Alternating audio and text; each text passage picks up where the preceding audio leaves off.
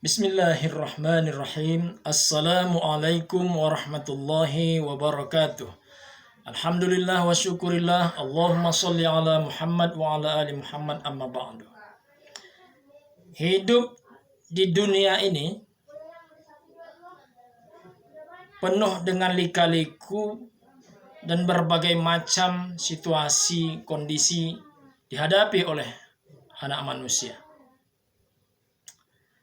Dalam hal ini, orang terkadang tidak lagi memperhatikan apa yang dia kerjakan ini, apakah sesuatu yang sesuai dengan syariat atau justru bertentangan dengan syariat.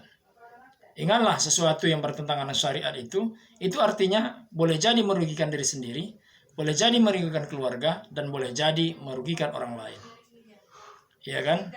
Misalnya, orang yang makan uang korupsi, ya sebenarnya di mana ruginya keluarga dan dirinya?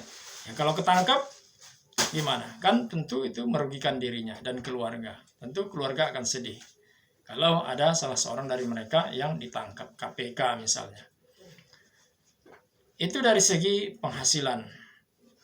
Dari segi makanan dan minuman, orang juga kadang-kadang tidak begitu peduli apa yang dikonsumsinya. Akhir-akhir ini banyak sekali jajanan kuliner, itu pemiliknya orang kafir. Lalu dia mempekerjakan orang-orang muslim, disuruhnya pakai kerudung. Ya kan? Nah, muslim yang belanja di situ nggak nanya-nanya apakah ini pemiliknya, pengusahanya orang atau apakah orang muslim ataukah orang kafir. Pertanyaannya adalah, bagaimana kita bisa menjamin bahwa produk yang dia jual itu halal atau haram? Misalnya begini ya, tukang masaknya muslim, pelayan di depan muslim, lalu kemudian si pemilik, entah dilihat atau tidak terlihat, habis makan babi misalnya, megang makanan-makanan itu. Kira-kira ini ya, ini pembantu-pembantunya berani nggak menegur tuannya? Sementara mereka makan gaji dari situ. Ya kan? Itu contoh kecil saja ya. Belum lagi kita bicara tentang bahwa makanan ini harus berkah. Untuk berkah harus bismillah. Baca bismillah kita. Bahkan jika perlu berwudhu kita untuk memasak ini. Jadi bagaimana maksudnya? Agar apa yang diproses dan akan dimakan itu memenuhi standar kebersihan, memenuhi standar keberkahan. Nah, sahabat, banyak orang yang tidak peduli dengan hal-hal demikian. Padahal apa yang dikonsumsi, baik makanan, minuman, dan lain sebagainya, itu akan mempengaruhi bagaimana kondisi fisik kita. Yang paling luar biasa adalah karena manusia tidak melihat bahwa dirinya, saya sehat-sehat saja kok dengan makan hal yang ada di situ. Nah, dia hanya melihat secara fisik, dia tidak melihat secara metafisis. Bagaimana Allah melihat itu tidak berkah, atau bagaimana Allah melihat hal tersebut sebagai sesuatu yang tertolak. Jadi makanan yang tidak kita jamin kehalalannya, ini berimplikasi langsung dalam proses ibadah kita. Ibadah kita tidak akan diterima jika tubuh kita, darah kita, tulang kita, bulu-bulu yang ada di sekujur tubuh kita itu ternyata tumbuh dari makanan dan minuman yang haram. Menjijikkan, dimakan juga. Apa tuh? Keong, kodok, ular, dimakan, sahabat. Padahal Allah menyediakan makanan yang lebih baik dari itu. Ada onta bisa dimakan, ada kuda bisa dimakan, ada lembu bisa dimakan, ada kerbau bisa dimakan, ada rusa bisa dimakan, ada ayam bisa dimakan. Masya Allah, ada ikan. Semua yang terbaik untuk kita, khususnya untuk umat Islam. Nah, yang tidak baik ini itu untuk umat yang lain. Kenapa justru kita mengambil jatah orang lain? Ya, ingat sekali lagi, ya,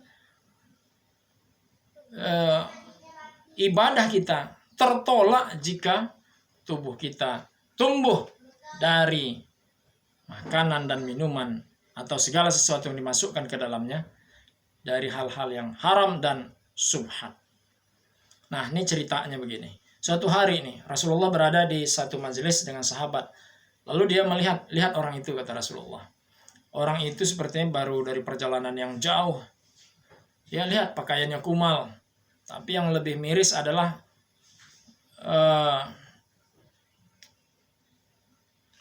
dia juga mengkonsumsi makanan-makanan yang haram. Dia memakan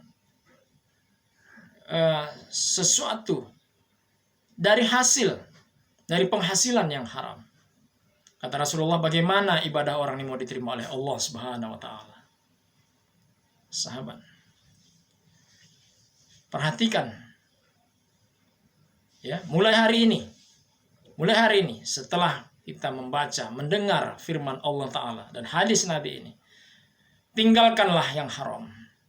Hasil-hasil uang, pundi-pundi harta yang diperoleh dengan cara yang tidak benar, termasuk uang riba. Kita berbisnis dengan bank, uang ribanya ada, kita makan juga. Padahal dosanya luar biasa, sahabat. Besar sekali dosa riba ini. Itu seperti orang yang berzina dengan ibu tirinya, dengan ibu kandungnya. Masya Allah. Nah, ini sahabat ya, dalam surat Al-Baqarah Allah Subhanahu wa taala berfirman. Al-Baqarah ayat 168. A'udzu billahi minasyaitonir rajim. Ya ayyuhalladzina amanu kulu mimma fil ardi halalan thayyiban wa la tattabi'u khutuwatis syaitani innahu lakum aduwwum mubin. Wahai orang-orang yang beriman, makanlah makanan, minuman dan segala sesuatu apapun itu untuk kita bisa konsumsi yang ada di bumi ini, yang halal lagi baik. Dan janganlah kamu mengikuti langkah-langkah setan, karena setan itu sesungguhnya adalah musuh yang nyata bagi kamu. Jadi melebihi apa yang sudah Allah tentukan untuk kita makan, untuk kita minum, itu mengikuti langkah-langkah setan.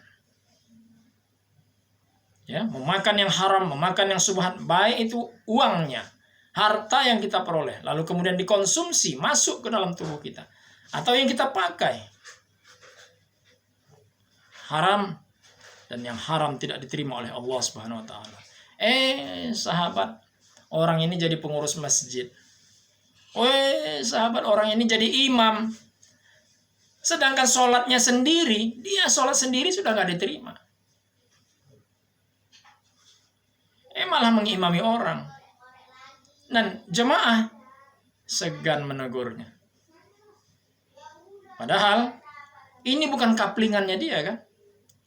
Nah, ini perlu ya, sahabat-sahabat ya, kita tahu diri siapa kita. Kalau kita selalu mengkonsumsi makanan-makanan yang haram, maka janganlah kita jadi imam. Ya, jangan. Sebenarnya jadi makmum juga jangan ya. Kenapa? Ya, itu mengganggu saja. Tapi kita anggap itu bagian dari proses kehidupannya, mungkin itu jalan dia menuju taubat. Oke. Tapi kalau itu bagian daripada kemunafikan, Masya Allah, naudzubillahi min dzalik. Pura-pura baik ya, padahal yang dikonsumsi yang haram terus, supaya kelihatan dia nggak makan uang korupsi. Nggak mungkin dia korupsi. Kenapa? Tiap hari sholat itu kan mencegah orang dari perbuatan keji dan mungkar. Inna sholata tanha anil fahsya'i wal mungkar. Masya Allah. Ini kemunafikan, sahabat. Pura-pura baik ya. Nauzubillah, summa nauzubillah min dzalik. Jadi sahabat, mulai hari ini berhentilah ya untuk berbelanja di tempat orang-orang kafir, mengkonsumsi makanan yang dibuat oleh orang-orang kafir, pemiliknya orang kafir. Apalagi nyata-nyata apa yang kita konsumsi itu haram, atau uangnya bersumber dari yang haram. Uangnya dipakai untuk sedekahan, sahabat. Bikin kenduri, baca Yasin di rumahnya. Nauzubillah summa nauzubillah min dzalik. Jangan datang ke tempat itu. Sekiranya Anda tahu bahwa apa yang diberikan itu adalah subhat, bercampur antara yang hak dan yang batil, maka saya sarankan lebih baik kita tidak menghadirinya. Wajib hukumnya menghadiri undangan, tapi wajib hukumnya tidak menghadiri undangan jika di dalamnya ada kemaksiatan. Demikian sahabat, semoga ini bisa menjadi pengetahuan, wawasan kita, dan memotivasi kita untuk mengkonsumsi makanan-makanan yang halal saja. Karena kalau tidak halal, yang kita konsumsi yang haram, itu artinya kita siap-siap untuk amal ibadah kita tidak diterima oleh Allah Subhanahu wa taala. Mohon maaf atas segala kekurangan, terima kasih atas segala perhatiannya. Nasrun minallahi wa fathun qarib wa basyiril mu'minin. Assalamualaikum warahmatullahi wabarakatuh.